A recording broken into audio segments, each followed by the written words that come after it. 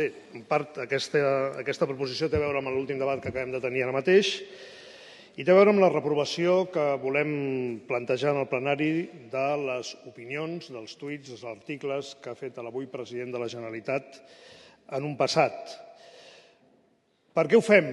Doncs perquè pensem que s'ha de posar d'una forma clara un tallafocs a aquest tipus de declaracions de caràcter xenòfob i de caràcter supremacista i per evitar la normalització d'un discurs de nacionalisme excloent que fins ara a Catalunya, com a mínim, no era l'hegemònic.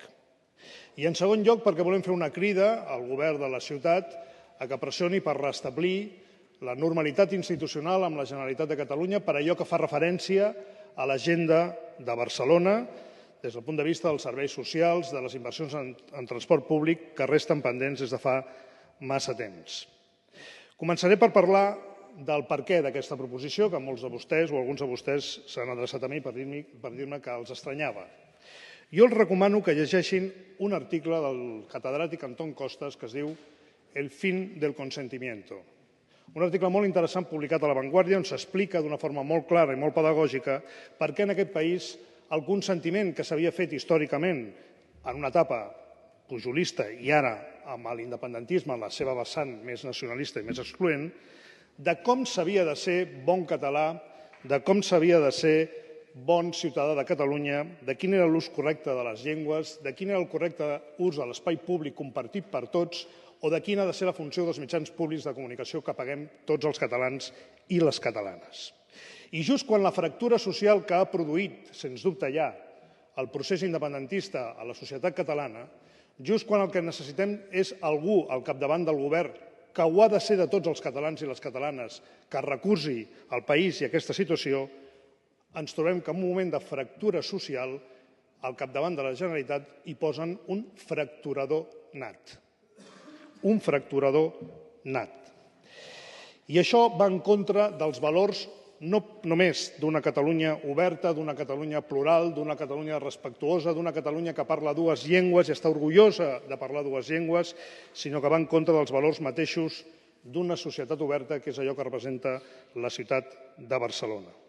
Deia que cal posar un tallafocs clar i contundent i diàfan a discursos que triomfen a alguns països europeus de nacionalisme excloent i que pensem que s'han de condemnar públicament. I en tercer lloc, perquè pensem que cal reivindicar la dignitat de la institució de la presidència de la Generalitat.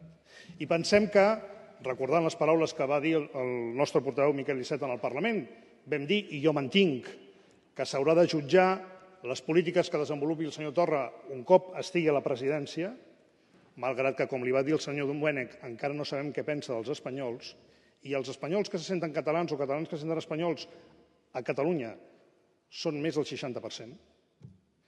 No sabem el que pensa encara, l'estem jutjant pels fets, però els fets és avui un president que no ocupa el seu despatx, un president que no fa una presa de possessió amb la dignitat que la institució requereix, un president, en definitiva, que ja ha dit que no pensa en com a mínim la meitat dels catalans i les catalanes.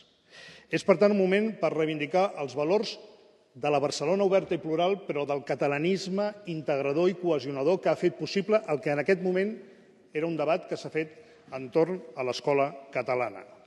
Un catalanisme que ja és evident que el senyor Torra vol enterrar, que és el que ha permès en 40 anys de creixement, d'inclusió, d'avanç i de consolidació del català i de la llengua i la cultura catalanes a casa nostra.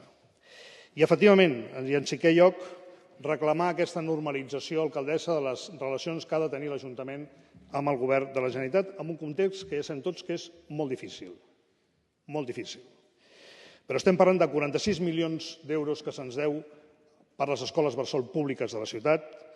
Estem parlant dels 40 milions d'euros pendents en inversions. Estem parlant del futur de la línia 9 i 10 del metro.